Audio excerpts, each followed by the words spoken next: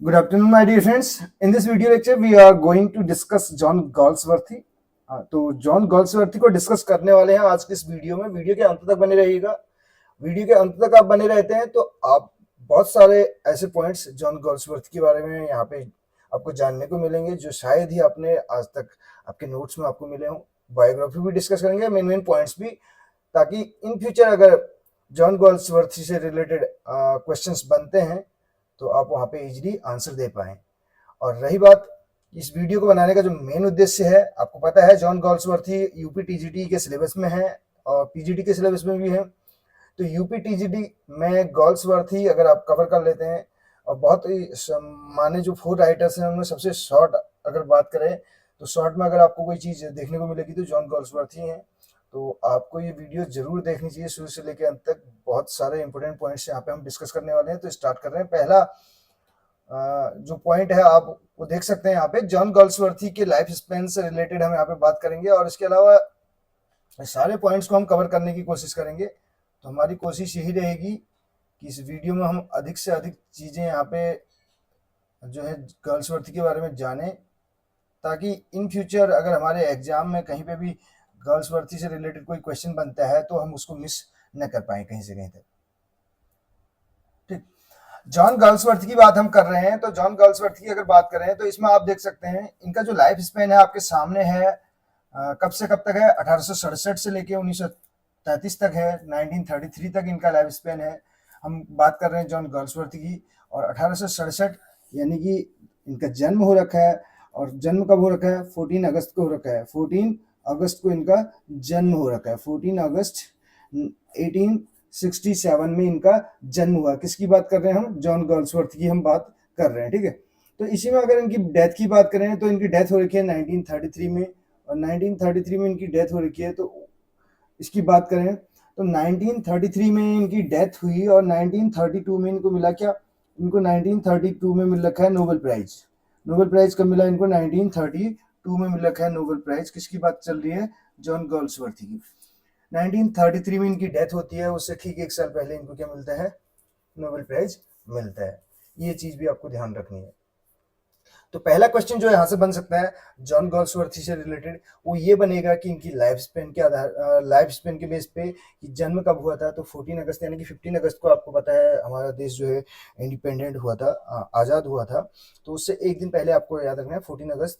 और यहाँ पे अगर बात की जाए 1933 को कैसे लर्न करना है, 1932 में इनको नोबेल प्राइज मिला हुआ है, 1933 में इनकी डेथ होती है।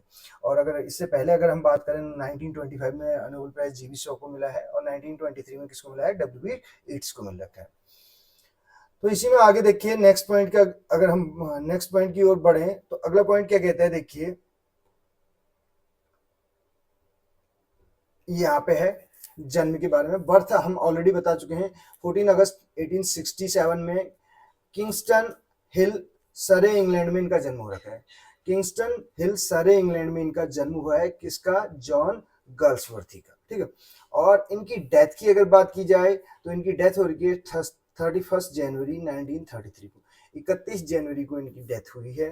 कहाँ पे हुई है? एट ग्रोव लॉज, हेम्पस्टेड इन नॉर्थ लंदन। ठीक, तो ये कहाँ से हैं? ये इंग्लैंड से बिलोंग करते हैं। ध्यान दीजिएगा, ये कहाँ से बिलोंग करते हैं? इंग्लैंड से बिलोंग करते हैं। इस चीज को आपको ध्यान रखना है। और रही बात 1933, मोस्ट ऑफ द वर्क जो अगर बात करें इनके जो वर्क्स हैं वो पब्लिश कहाँ हो रखे हैं? 1901 के बाद हो रखे हैं। तो 1901 के बाद अगर हो रखे हैं तो 19 सेंचुरी तो कंप्लीट होगी ना। ये एक साल जो है 20th सेंचुरी का है, क्योंकि 1900 तक का ही जो है आप मान के चलिए ये आपके 19th सेंचुरी की, और यहाँ से 1 2 3 करके चल रहा है तो ये 20th सेंचुरी हो गया। तो ये कौन सी सेंचुरी के हो गए? 20th सेंचुरी के। ध्यान देना है, इनके जन्म के आधार पे आपको नहीं करना है। आप सीधे सीधे कर देंगे 19th सेंचुरी कर देंगे, लेकिन नहीं, 19th सेंचुरी की ये नहीं है, ये 20th सेंचुरी की है। कौन सी सेंचुरी की है? 20th। क्यों काउंट किया जाता है? एक बार बहुत पहले भी हमारे कुछ साथियों ने, मैं देख रहा था कमेंट में भी पूछा था, वैसे कॉल करके भी पूछा था कि सर किस बेस पे हम जो है उनको कैटेगराइज करते हैं कि कौन सी सेंचुरी के हैं करके। तो जहाँ पे जिस एज में उनको फेम मिलता है उस एज के हिसाब से माना जाता है, इसका जन्म से कोई मतलब नहीं है, ठीक है। तो कौन सी सेंचुरी से बिलोंग करते हैं, आपसे अगर क्वेश्चन पूछा जाएगा तो आप बोलेंगे 20th सेंचुरी से। आगे बढ़ते हैं, नेक्स्ट पॉइंट जो है हमारे उनके बारे में बात कर लेते हैं, ठीक।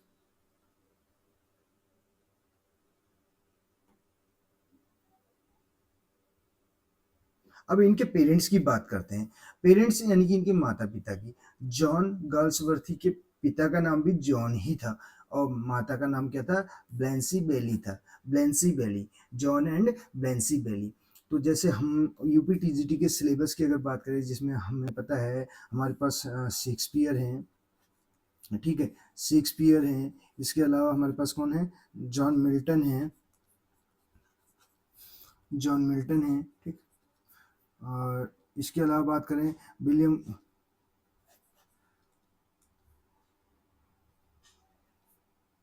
वर्ड्सवर्थ, और इसके अलावा हमारे पास कौन है, जॉन गॉल्सवर्थी, ठीक। तो जॉन गॉल्सवर्थी के अगर बात करें, पेरेंट्स का नाम अगर पूछा जाता है तो जॉन एंड ब्लेंसी बेली करके आपको इस चीज को ध्यान रखना है। नेक्स्ट अगर हम बढ़े आगे, आपके लिए एक क्वेश्चन ये है, आप इनके चारों के लाइफ स्पेन आप कमेंट करेंगे, ठीक है। आप इस वीडियो को अगर वॉच कर रहे हैं तो एक कमेंट जरूर कीजिएगा, ताकि आप जो है आपका जो कमेंट है उसको अगर अन्य हमारे साथी देखें तो उनको कुछ यहाँ पे एडिशनल इन्फॉर्मेशन भी मिले वीडियो के अतिरिक्त, ठीक है। अगर बहुत सारे साथी क्या करते हैं, कमेंट्स भी रीड करते हैं, तो वहाँ से भी कुछ उनको नॉलेज गेन हो सके, ये थोड़ा सा आप भी हेल्प कर सकते हैं। सम फैक्ट्स अबाउट गर्ल्सवर्थ, गर्ल्सवर्थ के बारे में कुछ फैक्ट्स हैं। He was the son of wealthy London solicitor, solicitor किसके सन थे, सोलिसिटर के सन थे, एंड प्रॉपर्टी ऑनर। तो ध्यान दीजिएगा, इनके पिता क्या थे, प्रॉपर्टी ऑनर थे, और इसके अलावा सोलिसिटर थे। कौन थे, सोलिसिटर थे। दूसरा पॉइंट क्या बोल रहा है, दूसरा पॉइंट बोल रहा है he was educated eight harrow and Oxford. तो कहाँ पे ये एजुकेटेड थे, तो हैरो एंड ऑक्सफोर्ड, आपको ये भी ध्यान देना है, ठीक है। नेक्स्ट अगर हम बात करें, नेक्स्ट पॉइंट हमारे पास जो है, ही वॉज एजुकेटेड, हमने इसकी बात कर ली, शिक्षित कहाँ से हुई, हैरो एंड ऑक्सफोर्ड। कभी कभार ये भी पूछ लिया जाता है कि इनकी एजुकेशन कहाँ से रही, तो हैरो एंड ऑक्सफोर्ड से। और ये सोलिसिटर का मतलब क्या है, लॉयर, ठीक है। नेक्स्ट देखिए, इन 1889, 1889 में क्या हुआ, he took an honour degree in law. तो लॉ में इन्होंने डिग्री हासिल की, कब, 1889 में। तो लॉ की डिग्री कब हासिल की इन्होंने, ये भी पूछा जा सकता है, 1889। कैसे याद रखेंगे, देखिए मैं आपको याद करने की ट्रिक बता देता हूँ। 1789 आपको पता है फ्रेंच रिवॉल्यूशन है, और 1889 आप ऐसे याद कर लीजिए कि जॉन गोल्सवर्थी ने लॉ की डिग्री हासिल की, ठीक। जैसे हम लिटरेचर की बात करें तो बहुत सारी चीजें ऐसे लर्न कर रखी, मैं खुद से अगर बताऊं तो मैंने तो उन चीजों को कनेक्ट किया हुआ है। 1588 स्पेनिश आर्मडा करके आपने सुना होगा, ठीक है। और इसके अलावा यहाँ पे 1688 ग्लोरियस रिवॉल्यूशन, ऐसे करके, ठीक। आप भी अपनी कुछ ट्रिक बना सकते हैं जिसकी बेस पे आप चीजों को लर्न कर सकें।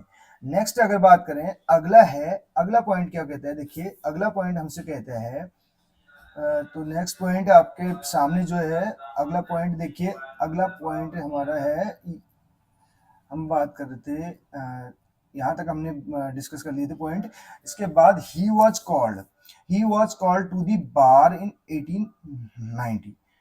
तो 1890 में इनको कॉल किया गया, यानी कि बुलाया गया बार में, to the bar in 1890, but never practice, लेकिन इन्होंने कभी प्रैक्टिस नहीं की उस चीज। During 1891 to 93 he went on a trip. तो 1891 से 93 के बीच में ये कहाँ गए, एक ट्रिप पे गए, राउंड दी वर्ल्ड, पूरे विश्व की, ठीक है। He began his career as a writer in 1895। तो एज अ राइटर इन्होंने अपना कैरियर कब से स्टार्ट किया? 1895 से इन्होंने अपना कैरियर स्टार्ट किया एज अ राइटर। तो 1895 का एक आपको वर्क बताना है, टॉमस हार्डी का वर्क बताना है, ताकि आप इस चीज को अच्छे से कोरिलेट कर पाए। ठीक है, टॉमस हार्डी का एक वर्क भी है जो 1895 में आया हुआ है। आगे नेक्स्ट पॉइंट आपके सामने है, ही मैरिड एडा। तो इन्होंने किसके साथ शादी की? एडा के साथ इन्होंने शादी की, दी वाइफ ऑफ हिज कजिन। जो इनके कजिन की क्या थी? वाइफ थी। ठीक है, कजिन यानी कि आर्थर गाल्सवर्थ की जो है क्या थी? वो वाइफ ऑफ हिज कजिन, इनकी कजिन की जो थी वाइफ थी। कहने का मतलब है wife of his cousin Arthur Galsworthy. Arthur Galsworthy की जो वाइफ थी उसके साथ इन्होंने शादी की। He married Ada the wife of his cousin Arthur Galsworthy. तो क्वेश्चन ये भी बन सकता है इन्होंने शादी किससे की? एडा से की, एडा पियर्सन। ठीक, और लेकिन बात की जाए तो कौन थी वो क्या थी? वाइफ ऑफ हिज कजिन, इनकी कजिन की वाइफ थी आर्थर गाल्सवर्थ। ठीक, इन 1912, ठीक, he made a tour of the slaughter houses.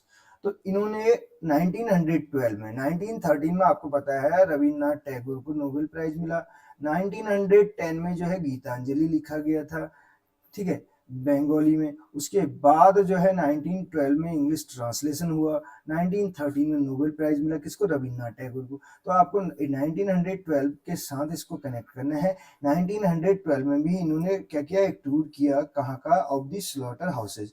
Slaughter houses का मतलब होता है किसका?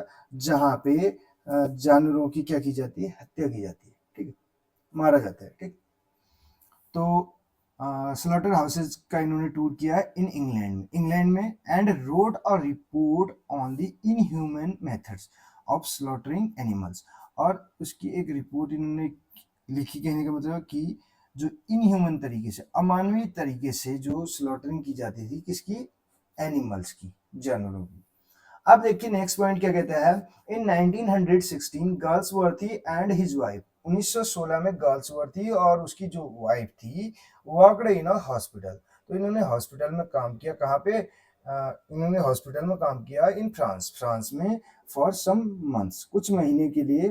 तो ये पूछा जाता है कुछ महीने के लिए इन्होंने कहाँ काम किया? ठीक, थोड़ा सा इधर हम पहुंच गए दूसरी स्लाइड में, तो हमें रहना था इस वाले पे। ठीक, तो ये है 1916 में क्या किया? गाल्सवर्थी और उनकी वाइफ ने काम किया, कहाँ पे काम किया? एक हॉस्पिटल में, फ्रांस के एक हॉस्पिटल में कुछ महीनों के लिए। ठीक है, इस चीज को भी आप ध्यान रखेंगे। इसके बाद आगे के पॉइंट हम डिस्कस करते हैं। उम्मीद करता हूं यहां तक आपको समझ में आ गया होगा। 1916 के बाद हम चलते हैं 1918 में। 1918 में क्या हुआ? देखिए 1918 में क्या हुआ? He refuse the offer of a knighthood. तो ये क्वेश्चन पूछा जाता है बहुत बुक में, ये 1917 पे आपको देखने को मिलते हैं। ठीक है, तो 1918 में जो है इन्होंने रिफ्यूज कर दिया, मना कर दिया, इनकार कर दिया जो ऑफर इनको दिया गया था नाइटहुड का। ठीक है, तो नाइटहुड यानी कि इस उस उपाधि को लेने से इन्होंने क्या कर दिया? कहने का मतलब है इनकार कर दिया। इसके बाद अगला पॉइंट है, जॉन गाल्सवर्थी जो है दी नोबलिस्ट। क्या थे? नोबलिस्ट थे, पोएट थे एंड प्लेराइट। तो ये पूछा जा सकता है कि जॉन गाल्सवर्थी क्या थे स्पेशली? तो ये नोबलिस्ट भी थे, पोएट भी थे और प्लेराइट भी थे। ठीक, प्लेराइट की स्पेलिंग ध्यान दीजिएगा, यही इसकी करेक्ट स्पेलिंग होती है। WRIT मत कीजिएगा या RIGST मत कीजिए, WRIGST प्लेराइट की स्पेलिंग में होता है। Among those awarded a knighthood at the new year was a mistake. यानी कि गर्ल्सवर्थी कौन से? नोबलिस्ट थे, पोएट थे एंड प्लेराइट थे, उनमें से दोज अवॉर्डेड, जिनको अवार्ड किया गया knighthood at the new year, नए साल में, वाज अ मिस्टेक। ठीक है, मिस्टर गर्ल्सवर्थी रिफ्यूज्ड अ नाइटहुड। लेकिन गर्ल्सवर्थी ने क्या कर दिया? रिफ्यूज कर दिया, मना कर दिया नाइटहुड को लेने से, on the ground that literature is its own reward. तो कहने का मतलब है उनके लिए लिटरेचर ही अपने आप में एक रिवॉर्ड के रूप में है। सोर्स द मर्करी फ्राइडे जनवरी 4 ऐसे करके इसका सोर्स दिया है कि जहाँ से ये मतलब पॉइंट लिया गया है, जहाँ से सोर्स इसका मिला हुआ है। ठीक,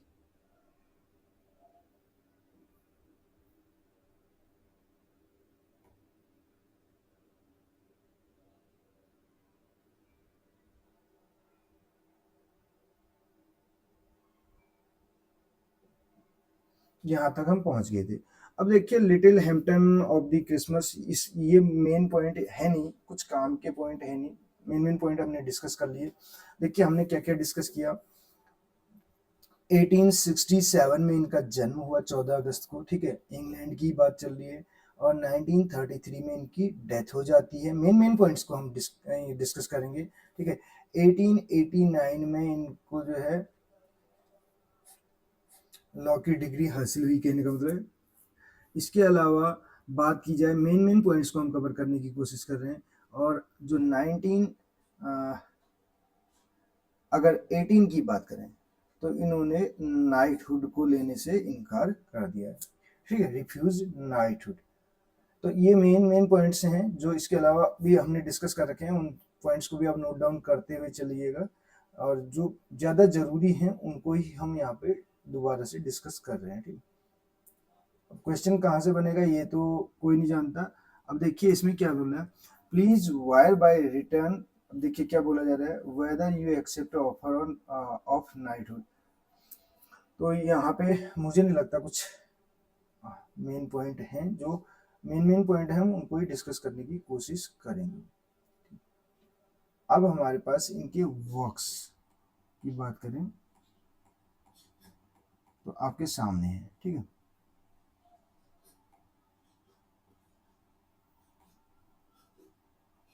जिसमें 1912 में जो है आप देख सकते हैं एलिस सन। और एज ए राइटर इन्होंने कब से स्टार्ट किया था, 1895 से, ये भी हमें पता है, ठीक। तो 1912 में इनका एलिस सन, 1912 में इनका द पिजन करके है, द मूव जो मेन है, ठीक। मेन की हम बात कर रहे हैं, मेन वर्क्स की हम बात कर रहे हैं। इसके अलावा स्किन गेम है, यहाँ पे देखिए आप, स्किन गेम दिया हुआ है, ठीक।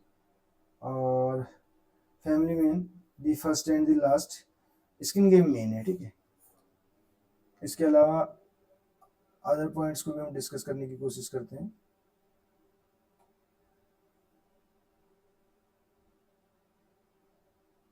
लॉयलिटीज है, देखिए जो मेन है वो मैं यहाँ पे कोशिश कर रहा हूँ कवर करने की।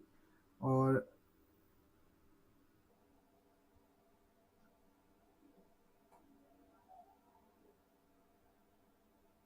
स्केप करके है 1926, एक्साइल्ड 1929। और इसके अलावा पोइट्री में अगर ये देखिए, मूड्स सॉन्ग्स एंड डॉगरेल्स, ठीक, the bells of peace verses old and new. तो नोवेल्स में देखिए, अब नोवेल्स से पहले हम कुछ चीजें यहाँ पे और भी डिस्कस करने की कोशिश करेंगे। देखिए ये स्यूडोनिम यूज करते थे, एक स्यूडोनिम ये दिया है, स्यूडोनिम। स्यूडोनिम को और क्या बोला जाता है, एलियास बोला जाता है, ठीक है। पेन नेम भी इसी को बोला जाता है, क्या बोला जाता है, पेन नेम, नोम डे प्लूम, स्यूडोनिम, ठीक है। स्यूडोनिम क्या होता है, एक फॉल्स नेम बोल सकते हैं, रियल नेम नहीं होता है। ये राइटिंग के लिए यूज करते हैं, सिर्फ लिखने के लिए। ये पहले क्यों यूज किया जाता था, क्योंकि जैसे किसी पे कुछ सटायर कसना है या कुछ कहना है, किसी के बारे में वो करना है और अपनी आइडेंटिटी को हाइड रखना है, बिल्कुल एकदम हिडन रखना है, छिपाई रखना है, तो स्यूडोनिम का यूज किया करते थे। तो बोलते ना सांप भी मर जाए और लाठी भी ना टूटे करके, ठीक है। तो हींग लगे न फिटकरी, रंग चोखा ही आवे, पता भी नहीं चले नाम का और रंग भी, मतलब जो काम है वो भी सटीक निशाना हमारा बैठ जाएगा, नहीं मतलब। तो इसमें देखिए फ्रॉम दी फोर विंड्स करके है 1897, और जो कि जॉन सिंजोन करके इनका स्यूडोनिम। तो कौन सा स्यूडोनिम यूज करते थे, जॉन सिंजोन के नाम से ही लिखा करते थे, अगर बात करें शुरुआती दौर में जब ये उन्होंने लिखना स्टार्ट किया। इसके अलावा जोसलिन भी इन्होंने 1898 में, ये भी इनका जॉन सिंजोन नाम से ही लिखा है। और इसके अलावा आयरलैंड फिर देखिए आइलैंड फेरिसीज करके दे रखा है, आइलैंड फेरिसीज करके दे रखा है, स्यूडोनिम ड्रॉप्ड, यहाँ से इन्होंने स्यूडोनिम को हटा दिया, स्यूडोनिम हटा दिया, यानी कि जॉन गर्ल्सवर्थी के नाम से ही पहला, अगर पूछा जाएगा कौन सा वर्क जो है इन्होंने अपने रियल नेम के साथ लिखा, तो यहाँ से आइलैंड फेरिसीज करके 1904 से इन्होंने अपने रियल नेम से लिखना स्टार्ट कर दिया, उससे पहले ये जॉन सेंट जॉन नाम से लिखा करते थे। ठीक, मैन ऑफ प्रॉपर्टी है 1906। ठीक है, आई एम ऐसे याद कर सकते हैं, I am island Pharisees man of property, और इसके अलावा फिर आपका सिल्वर बॉक्स, लेकिन हम यहाँ पे बात कर रहे हैं इसी में, आगे देखिए द कंट्री हाउस करके है 1907 में, और फ्रेटर्निटी है भाईचारा जिसको बोलते हैं। ठीक है, 1909 लिबर्टी इक्वलिटी एंड फ्रेटर्निटी, ये फ्रेंच रिवॉल्यूशन के नारा हुआ करता था। इसके अलावा मेन तो ये तीन ही है, देखिए मैन ऑफ प्रॉपर्टी हो गया, आइलैंड फेरिसेज हो गया, और कंट्री हाउस, फ्रेटर्निटी आप लर्न कर सकते हैं। इसके अलावा इन ऑफ ट्रैंक्विलिटी 1912।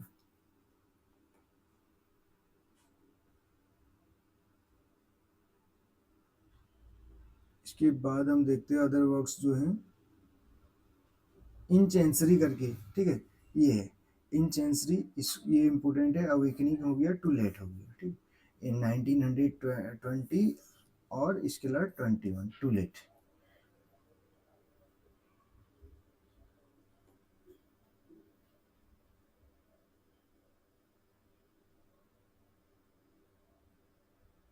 इसमें देखिए आगे व्हाइट मंकी, सिल्वर स्पून करके 1926, स्वान सॉन्ग 1928, स्वान सॉन्ग किसको बोलते हैं, लास्ट वर्क को बोलते हैं किसी भी राइटर की। ठीक है, जुवेनेलिया बोलते हैं शुरुआती वर्क को, ठीक है, फर्स्ट वर्क को, और लास्ट वर्क, सॉरी वर्ड नहीं, लास्ट वर्क। जैसे विलियम शेक्सपियर का स्वान सॉन्ग किसको कहा जाता है, द टेम्पेस्ट को कहा जाता है। ठीक है, लास्ट वर्क, लास्ट क्रिएशन की बात चल रही है।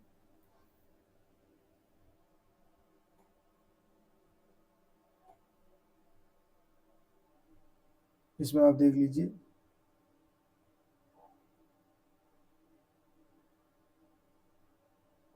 अब देखिए मेन पॉइंट जो है यहाँ पे फोरसाइट सागा की बात चल रही है। फोरसाइट सागा मास्टरपीस, ठीक है, मैग्नम ओपस, पब्लिश कब हुआ था, 1922 में। कब, दी वेस्टलैंड भी यहीं पे पब्लिश हुआ था, टी.एस. इलियट का। ठीक है, ये आप ऐसे याद कर सकते हैं। यहीं पे जेम्स जॉयसे का यूलिसिस जो है वो भी यहीं पे पब्लिश हुआ था 1922 में, और फॉरसाइट सागा जो है ये गर्ल्सवर्थी का है, ये भी 1922 में पब्लिश हो रखा है। सीरीज ऑफ, अब देखिए मेन चीज ये पूछा जाता है जो फॉरसाइट सागा है उसमें, ये सीरीज है किसकी, 3 नोवेल्स हैं इसमें, कितने नोवेल हैं, 3 नोवेल हैं और 2 इंटरल्यूड हैं। ठीक है, 2 इंटरल्यूड्स, 3 नोवेल्स एंड 2 इंटरल्यूड्स, इस चीज को आपको ध्यान रखना है। पहला क्वेश्चन जो यहाँ से बन सकता है वो ये बन सकता है, 3 नोवेल्स एंड 2 इंटरल्यूड्स। अब 3 नोवेल्स में man of property, in chancery and to let. ठीक है, तो man of property, in chancery and to let, तो दी मैन इनटू ऐसे याद कर सकते हैं, दी मैन इनटू, आप शॉर्ट ट्रिक, अगर मैन ऑफ प्रॉपर्टी, इन का मतलब है इन चेंसरी, टू का मतलब है to let, the man into, the man into करके शॉर्ट ट्रिक अगर आप चाहें तो ऐसे लर्न कर सकते हैं। इंटरल्यूड्स क्या हैं, Indian summers of a Forsyte, Indian summer of a Forsyte है 1918 में, और इसके अलावा अवेकनिंग है 1920 में, ये भी आप ध्यान रख सकते हैं। और ये प्रॉपर्टी करके जो आ रखा है 1906 में, चेंसरी 20 में, और 21 में आपका टू लेट। और यहाँ पे अगर बात करें 18 और 20 उसमें 6, 20 और 21 का ऐसे आप, ये अगर यहाँ से डेट पूछी जाएगी, ईयर पूछा जाएगा कौन से सन में लिखा गया, तो ये ध्यान रख सकते हैं। Galsworthy wrote a sequel to the Forsyte saga, Forsyte saga का इन्होंने सीक्वल भी लिखा, जो कि क्या था, it was a man of comedy. अब ये पूछा जाएगा जो गर्ल्सवर्थी ने जो फॉरसाइट सागा लिखा था, जो series of 3 novels and 2 interludes था, उसका सीक्वल क्या था। सीक्वल का मतलब सीक्वेंस में लिखा जाता है, जैसे ना कोई चीज लिखी गई उसी पे आधारित दूसरा, ठीक है, उसी से जुड़ा हुआ, ठीक, ऐसे सीक्वल टाइप का लिखा था। तो सीक्वल क्या था इसका, modern comedy which was published in 1929, जो कि कब पब्लिश हुई, 1929 में, कंप्राइजिंग द थ्री नॉवेल्स क्या थे, white monkey, silver spoon and swan song, ठीक है। अब इसमें जो सीक्वल इसका लिखा गया था मॉडर्न कॉमेडी, उसमें भी जो है थ्री जो है यहाँ पे हमें क्या देखने को मिलते हैं, नॉवेल्स मिलते हैं, जिसमें white monkey, silver spoon and swan song करके है, और इसके अलावा 2 इंटरलूड्स भी देखने को मिलते हैं, साइलेंट वूइंग, वू करना, यानी कि वू का मतलब क्या होता है, हिंदी में बोलते हैं पटाना, ठीक है, एंड पासर्स बाई करके 1927, ये 2 इंटरलूड्स थे, ठीक। इसमें भी यानी कि जो फॉरसाइट सागा था उसमें भी 3 नॉवेल्स और 2 इंटरलूड्स थे, और जो उसका सीक्वल है मॉडर्न कॉमेडी करके उसमें भी 3 नॉवेल्स एंड 2 इंटरलूड्स हैं, ये आपको ध्यान रखना है। आगे देख लेते हैं इससे रिलेटेड कुछ और important. Galsworthy road one more trilogy, एक ट्रायलॉजी और लिखी इन्होंने, the end of the chapter which comprises made in waiting, flowering violence and over the river करके लिखा था, ठीक, 1933 में तो इनकी डेथ भी हो जाती है। It was published in 1934 posthumously. Posthumously का मतलब होता है after the death of the writer, जो इनकी जो ये गाल्सवर्थ थे, इनकी डेथ के बाद इसको पब्लिश किया कराया गया 1934 में, क्योंकि 33 में इनकी डेथ हो जाती है, हमने पढ़ा था, 32 में इनको नोबेल प्राइज मिलता है और 33 में इनकी डेथ हो जाती है, ठीक, तो पोस्टमसली पब्लिश हुआ। These three trilogies, Forsyte Saga 1922, A Modern Comedy 1929 और End of the Chapter 1932। ये ट्रायलॉजी कौन सी थी, ये भी पूछ लिया जाएगा, तो इसमें आप ध्यान दे सकते हैं फॉरसाइट सागा और मॉडर्न कॉमेडी, और इसके अलावा तीसरा कौन सा था इसमें, the end of the chapter करके, ठीक।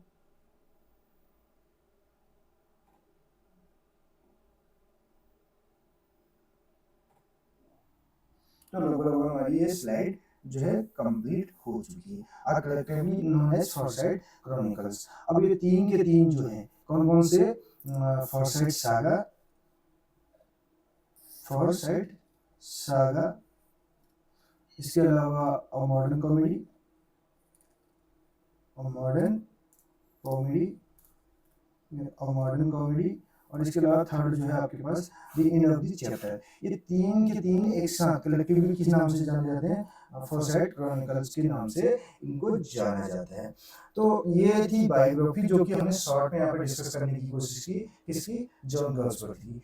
उम्मीद करते हैं ये आपके लिए हेल्पफुल रही होगी, और इनसे रिलेटेड जो है एमसीक्यूज हम नेक्स्ट वीडियो में डिस्कस करने की कोशिश करेंगे। ऑलरेडी वीडियो बनी हुई है गाल्सवर्थ पे, आप उसको भी वॉच कर सकते हैं। Thank you so much.